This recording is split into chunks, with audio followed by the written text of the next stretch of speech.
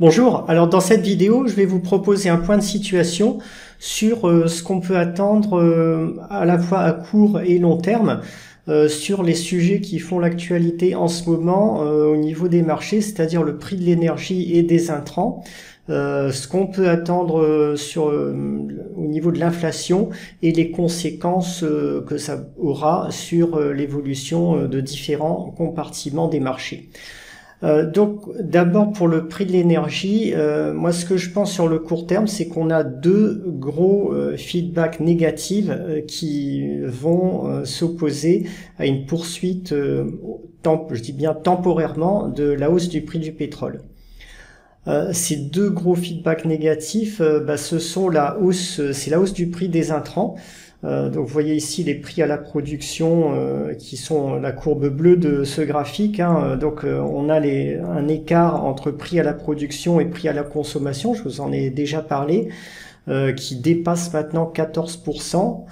C'est la plus haute valeur historique de l'indicateur et à chaque fois qu'on a eu des niveaux élevés sur cet indicateur, c'est-à-dire un gros écart entre prix à la production et à la consommation, tout de suite derrière, on a, ou en même temps, on a une situation de récession. Donc ça a été vrai en 74-75, ça a été vrai au début des années 80, et ça a été vérifié également en 2000 et en 2008. Donc là, on est à des niveaux extrêmement élevés, ça va éroder les marges des entreprises, et ça va provoquer très probablement un gros ralentissement, dans le meilleur des cas, de la croissance économique, donc forcément de la demande mondiale en hydrocarbures, en énergie.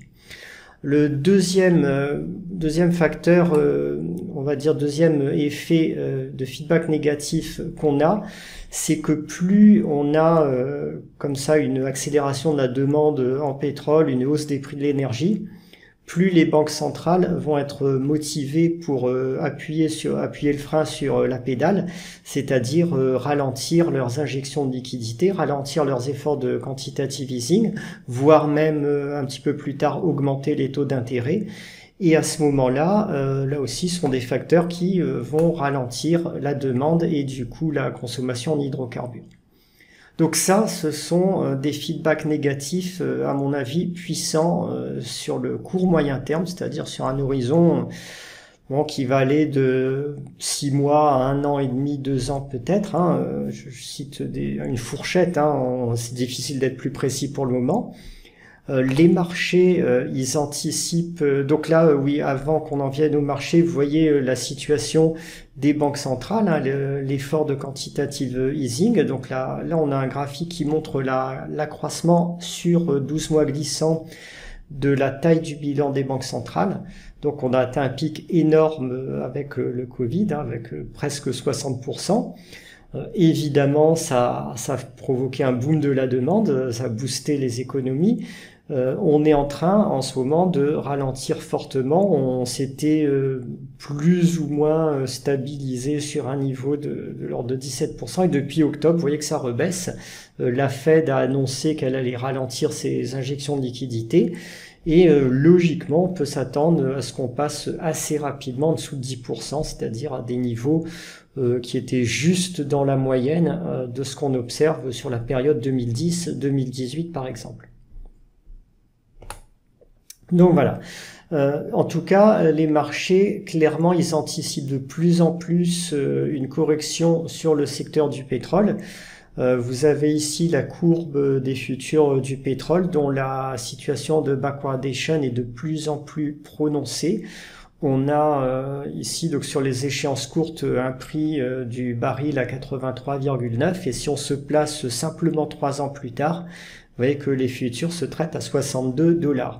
Ça veut dire qu'aujourd'hui, sur le long terme, vous pouvez vous engager à vendre votre production en baril à 62$, et des acheteurs peuvent sécuriser un prix à échéance de 3 ans, un prix du pétrole également à 62$, donc bien en dessous des cours actuels. Donc clairement, le marché là, il anticipe une correction du prix du pétrole, et vous voyez que plus on avance dans le temps, plus la situation de backwardation devient prononcée plus la courbe part vers le haut aux échéances courtes et ralentit ensuite aux échéances plus longues. Donc voilà, ça c'est clairement ce que le marché anticipe en ce moment. Si on regarde maintenant le graphique des valeurs pétrolières, ici c'est l'indice mondial des valeurs pétrolières exprimé en dollars US. Donc vous voyez qu'on est pour l'instant dans une figure haussière en triangle avec 5 vagues qui seraient plus ou moins achevées ou pas très loin de l'être. On a vague 1, vague 2, vague 3, vague 4 et vague 5. Donc ça semble être une séquence héliotiste plus ou moins complète. On peut encore avoir ici une dernière impulsion haussière évidemment. Mais donc après, voilà, si on sort de ce triangle par le bas, ça sera le signe du démarrage, du vrai démarrage de la correction sur le secteur pétrolier. Ce qui est intéressant, c'est de voir qu'aujourd'hui, cette hausse, elle est très inférieure à la hausse du prix du baril. Vous voyez qu'on est encore loin en dessous du niveau de 2017-2018. Et si on regarde sur le prix du baril, donc vous allez voir tout de suite que, au contraire, les cours actuels sont très au-dessus de ceux de la période 2017-2018. Alors ça, qu'est-ce que ça signifie? Ça signifie que le marché, c'est-à-dire les acquéreurs, les actionnaires des valeurs pétrolières en ce moment, ne croient pas que ce niveau de prix actuel de 81 $ va durer dans le temps, parce que s'ils le pensaient, évidemment, on aurait des cours de valeurs pétrolières aujourd'hui bien plus hauts que ce qu'on observe actuellement, puisque vous voyez, on est encore très en dessous des niveaux de la période 2017-2019. Donc voilà pour ce point sur le pétrole. On a, à mon avis, de solides arguments aujourd'hui pour penser à une correction significative de court moyen terme sur les actions pétrolières et même sur les prix du pétrole. Cette correction, elle se produira évidemment en même temps que la correction générale sur les marchés que j'attends. Quand cette correction sur les marchés se produira, il y aura en même temps baisse des valeurs pétrolières, mais dans une proportion moindre. C'est-à-dire que faut s'attendre à des grosses baisses sur le SP500 par exemple, et à des baisses beaucoup plus modérées du secteur pétrolier. Alors pour ce qui est de l'inflation maintenant, la reprise d'inflation qu'on a en ce moment, elle est due à 3 facteurs principaux. Le premier, le plus important, c'est l'hélicoptère monnaie du Covid, c'est-à-dire le fait qu'on a distribué directement de l'argent à la population. C'est différent du quantitative easing des banques centrales. Là, il y a eu les chèques Covid distribués aux Américains. En Europe, on a eu toutes sortes de prestations sociales, toutes sortes d'aides aux entreprises, et surtout les aides chômage liées à tous les emplois qui ont été temporairement bloqués lors des confinements et des mesures de fermeture. Donc on a distribué de l'argent, les ménages les ont utilisés en partie pour consommer, en partie aussi pour épargner en bourse pour certains, et ça a créé un boom de la demande et évidemment une reprise de l'inflation. Il y a aussi un phénomène qui vient renforcer ça, qui est le fait que lorsque on confine des ménages où on empêche les gens de sortir, temporairement les ménages dépensent moins, donc ils épargnent beaucoup. Puisqu'ils reçoivent quand même des prestations de la part des gouvernements, et lorsqu'on réouvre tout, ils se mettent à dépenser d'un coup cette épargne accumulée, et ça provoque un boom temporaire de la demande, et du coup on a des difficultés d'ajustement entre offre et demande sur toutes sortes de secteurs, et ça c'est un gros facteur d'inflation. Pour l'instant, ce facteur-là, il est évidemment en recul partout. Il n'y a plus de chèques Covid qui sont distribués. Les prestations chômage, elles sont supprimées un petit peu partout dans le monde également au fur et à mesure qu'on réouvre tous les secteurs de l'économie. Du coup, on n'aura plus ce facteur de soutien dans les trimestres et les années qui viennent. Donc, ce qui a provoqué l'inflation, c'est un gros facteur qui va disparaître. Du côté de la hausse du prix des intrants de l'énergie, je viens de vous en parler, on a un feedback négatif en cours. Et il reste après, le troisième facteur d'inflation sont les difficultés d'approvisionnement et la crise des composants. Alors ce facteur-là, il a été provoqué par des disruptions, par des ruptures dans la chaîne d'approvisionnement à l'échelle mondiale. qui est associé là aussi aux fermetures de frontières, aux restrictions de liberté de déplacement liées au Covid. Là-dessus, je suis convaincu que là aussi, ça va s'améliorer très fortement. C'est déjà en train de s'améliorer, bien sûr, mais ça va continuer à s'améliorer partout dans le monde parce que on a les vaccins et que ces vaccins, quoi qu'on en dise, permettent la réouverture du monde un petit peu partout. On le constate en ce moment. Là, c'est bon. Vous savez tous que je suis pro-vaccin, mais ça, c'est pas le sujet. Là, il s'agit pas de militer pour ou contre les vaccins. Ça, on s'en fiche complètement.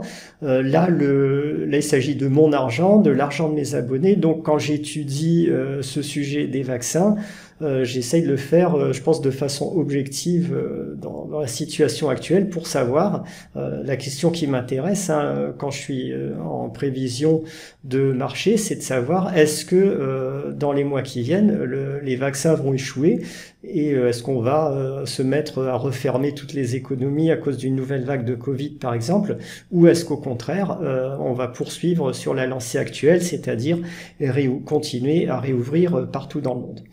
Donc, moi, je vais vous proposer des données. Je vais volontairement, en fait, prendre le pire exemple, c'est-à-dire celui dont les anti-vaccins se gargarisent en ce moment, qui est Singapour.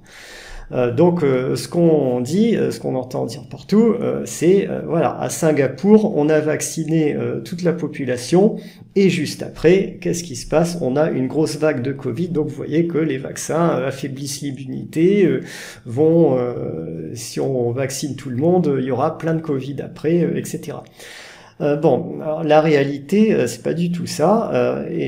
Bon, si vous êtes anti-vaccin, d'ailleurs, je vous conseille de suivre attentivement la Nouvelle-Zélande parce que c'est exactement la même chose qui va se passer bientôt en Nouvelle-Zélande qu'à Singapour et ça va se répéter dans d'autres pays. Vous aviez des pays qui avaient une stratégie féroce de zéro Covid avec des fermetures et des mesures draconiennes. Avec le variant Delta, ils se disent que ça commence à devenir intenable, que leur économie souffre trop, que la population en a marre. Du coup, ils se mettent à vacciner, ils décident de vacciner à fond leur population et ensuite de rouvrir les économies en passant en mode vivre avec le Covid, donc en acceptant que le virus circule grâce à la protection partielle des vaccins. C'est ce que fait Singapour, c'est ce que commence enfin à comprendre la Nouvelle-Zélande après avoir essayé du zéro Covid et elle n'y arrivait plus vraiment. Donc voilà, Singapour a vacciné sa population. Ensuite, ils ont tout rouvert, ils ont presque, avec beaucoup moins de mesures de restriction qu'avant. Donc évidemment, le virus se met à circuler, d'autant plus qu'il n'avait jamais circulé dans la population avant. Et ça se passe très bien. C'est-à-dire que le virus circule, mais vous voyez que bon, au pic de cette vague, on a à peu près 5 à 8 fois moins de morts par million d'habitants qu'au pic des vagues françaises avant les vaccins, c'est-à-dire que on a en ce moment 12 ou 13 morts par jour à Singapour. Du coup, bon, ça se passe parfaitement bien. Les services de santé n'ont pas de problème particulier. Et ils peuvent continuer à rouvrir. Donc ces histoires-là, pour l'instant, ça ne m'inquiète pas. Et je maintiens ce que je dis, c'est-à-dire que je pense que la crise des composants va s'arranger, qu'on va rouvrir progressivement les économies. J'exclus pas du tout qu'un jour il y a un variant qui échappe au vaccin, mais pour l'instant ça n'est pas le cas. Donc si ça arrive, je serai tout à fait prêt à réviser mon jugement. Notez que en dehors des vaccins, il y a des traitements qui commencent à apparaître maintenant, donc c'est une arme supplémentaire. On a la pilule de Merck, le molnupiravir, qui est moyennement efficace à 50%. Il y a la nouvelle de Pfizer qui vient d'être annoncée, qui a 89% d'efficacité. Donc là, ça commence à être des résultats vraiment sérieux, quoi, si ça se confirme par la suite. Donc on a quand même des outils qui apparaissent, qui, à mon avis, devraient permettre dans les trimestres qui viennent de poursuivre la réouverture.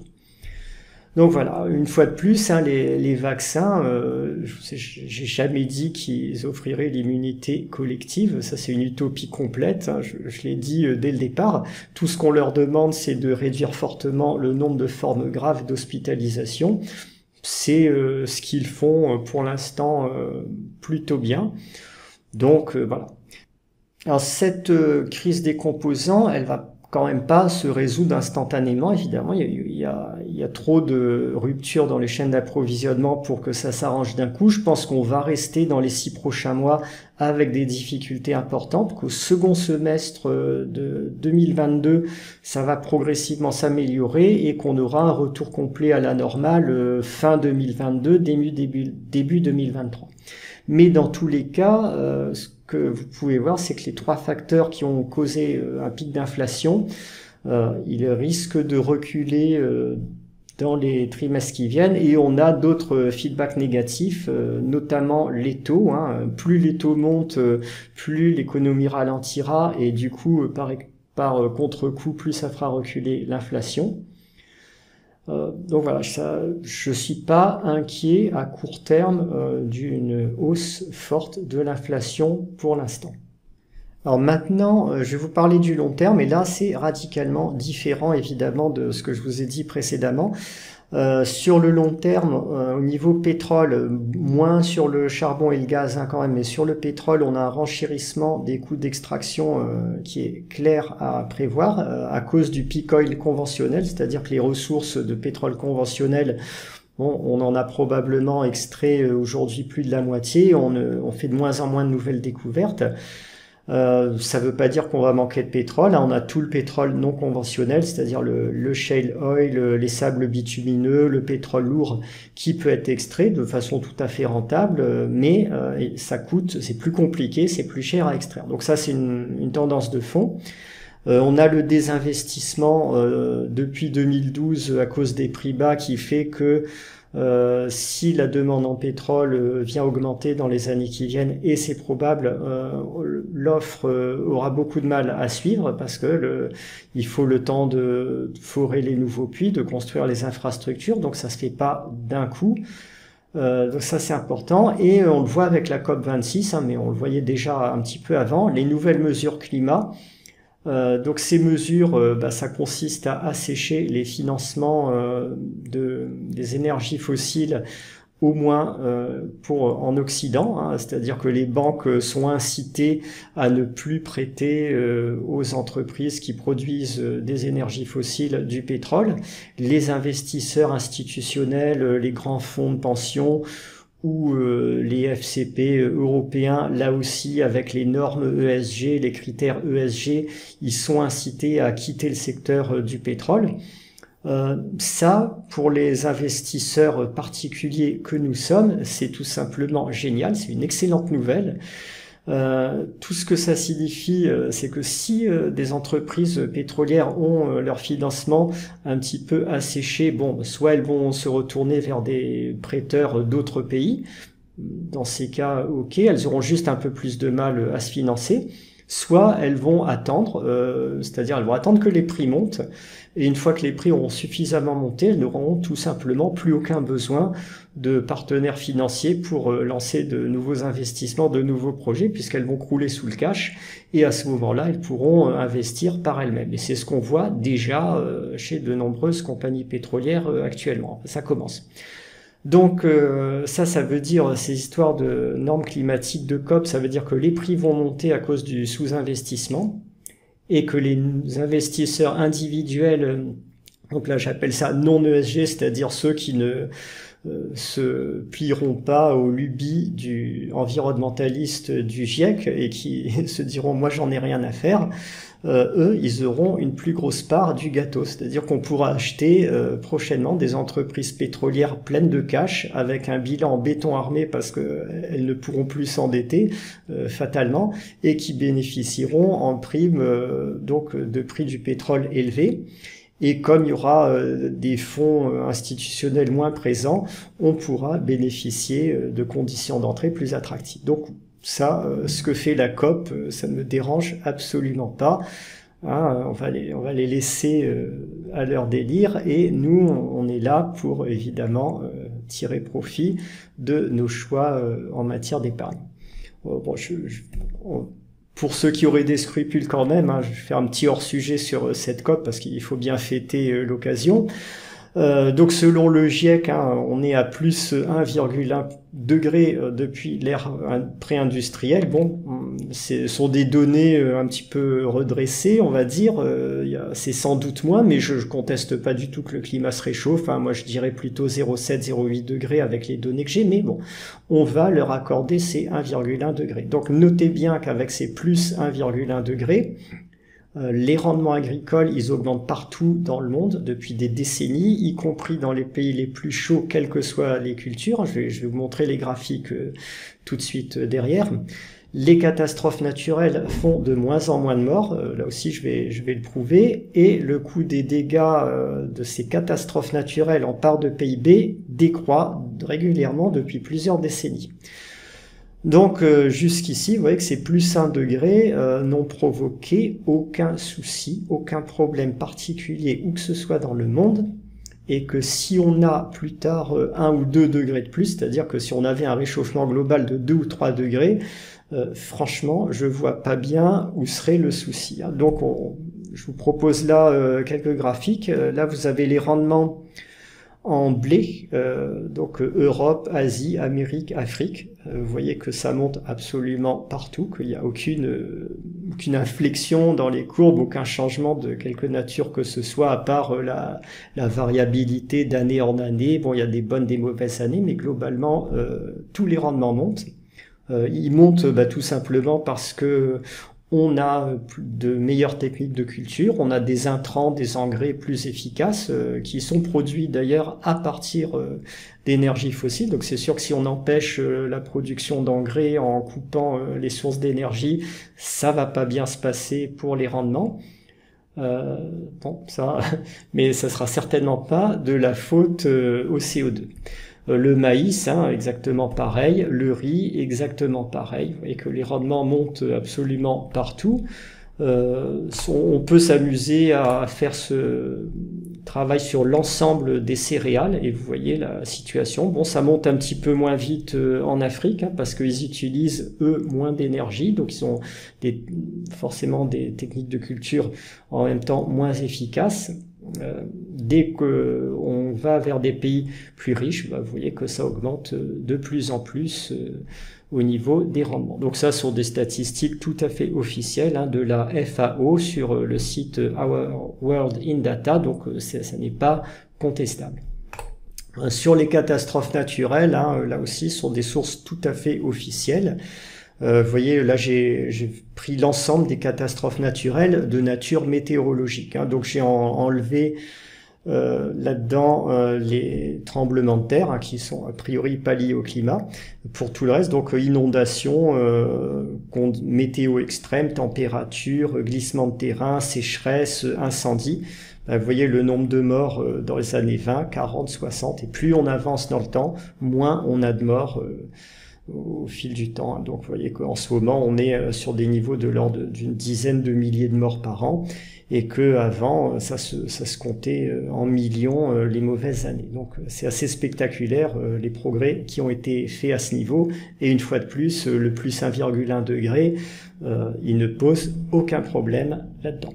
Donc voilà ce que je voulais vous dire au passage sur les lubies de la COP26.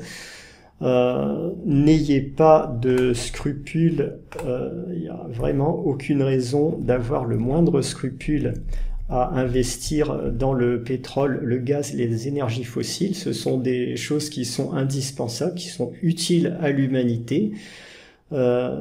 Et pour moi, c'est tout à fait éthique d'investir dans ce qui fait du bien à l'humanité. J'espère évidemment qu'on pourra plus tard se passer de ces énergies fossiles si on trouve des énergies meilleures, si on trouve, je n'ai rien contre les énergies renouvelables, hein, si on trouve des bonnes solutions de stockage de ces énergies, ben c'est parfait, ça sera encore mieux, hein, mais en attendant, tant qu'on ne peut pas se passer des énergies fossiles, eh ben, il faut faire ce qu'il faut pour éviter des catastrophes de pénurie, de manque d'énergie, etc.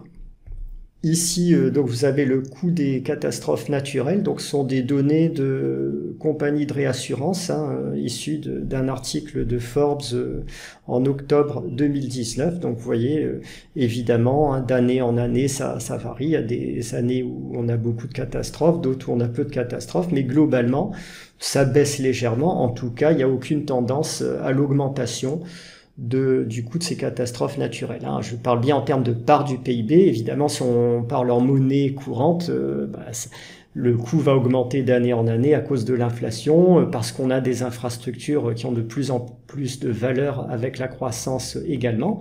Mais en termes de part de PIB, de coût, de ce que ça nous enlève en part de nos richesses, il n'y a aucune tendance à l'augmentation.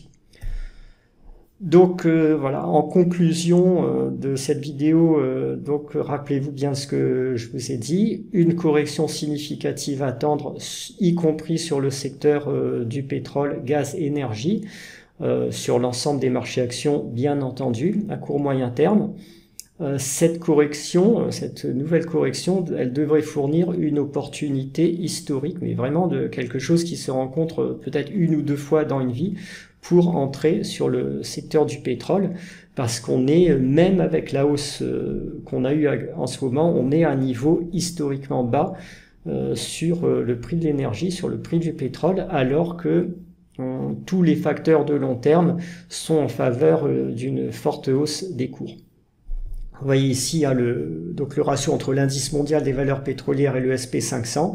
Malgré la hausse post-Covid, ici, on est extrêmement loin d'un haut cycle. Et ce qui est encore plus intéressant, c'est que le poids de l'énergie dans l'indice SP500, aujourd'hui, est à des niveaux historiquement bas. Ça, c'était juste au point bas du Covid. On était en dessous de 5%, alors qu'on était à plus de 25% dans les années 80 et à plus de 15% en 2008. Si on va sur un niveau donc plus récent, c'est-à-dire là c'est un point qui a été fait en juillet 2021 sur le site Top Down Charts, vous voyez qu'on est toujours extrêmement bas en termes de poids de capitalisation dans le SP500, là c'est le secteur énergie. On a un tout petit peu remonté ici en post-Covid, mais on est extrêmement loin du poids que l'énergie avait avant dans le SP500. Et pourtant, l'énergie, ça reste quelque chose de tout à fait indispensable aujourd'hui pour toutes nos activités, donc il n'y a aucune raison que dans les années qui viennent, cette courbe ne remonte pas au niveau où elle était auparavant. Donc au début ou à la fin des années 2000, c'est-à-dire dans la période 2006-2008 par exemple. Donc il y a vraiment un potentiel de hausse considérable à long terme sur le secteur énergie.